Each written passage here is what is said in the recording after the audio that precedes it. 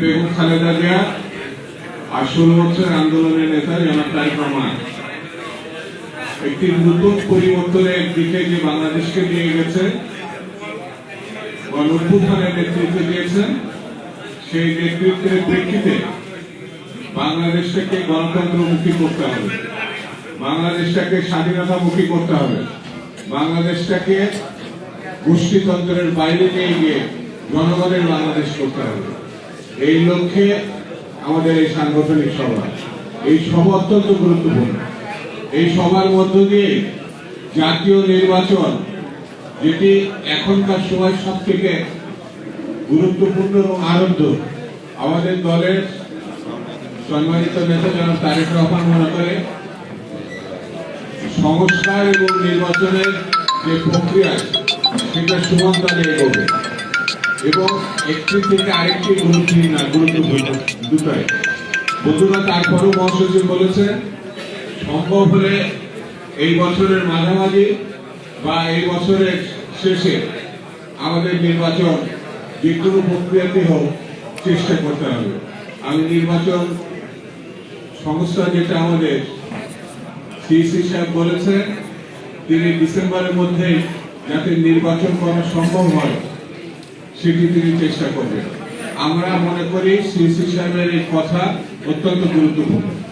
BNP মনে করে তার যে প্রক্রিয়া, সেই প্রক্রিয়ার সঙ্গে বিএনপি এবং বাংলাদেশের সকল রাজনৈতিক দল থাকবে।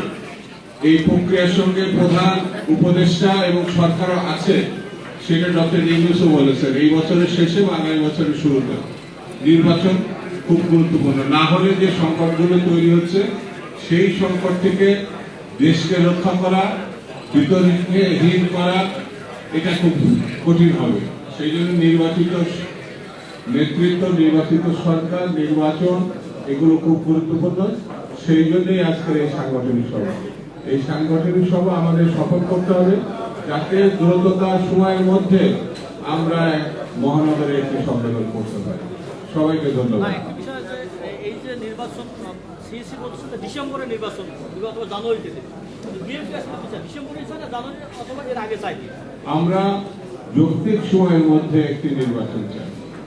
সংস্কার যত দ্রুত সম্ভব সম্পূর্ণ করে নির্বাচনের লক্ষ্যের দিকে এগুলোটাই বিএনপি প্রধানতম কাজ বলে এখন মনে করছে। বিএনপি মনে করছে অন্তর্বর্তী সরকারের কিছু সদস্য তাদের সাথে বিরূপ আচরণ করছে, এই বিষয়টাকে কিভাবে দেখছেন? ছোট ভাইরা আছে এই সরকারে, আমাদের সন্তান তুল্য, তারা একটা গণঅভ্যুত্থানের সঙ্গে সম্পৃক্ত ছিল, নেতৃত্ব দিয়েছে।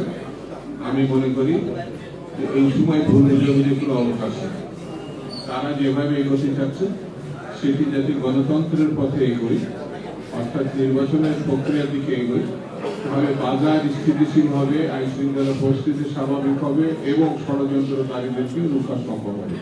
সেই জন্য এখন জাতীয় ঐক্যটা খুব গুরুত্বপূর্ণ।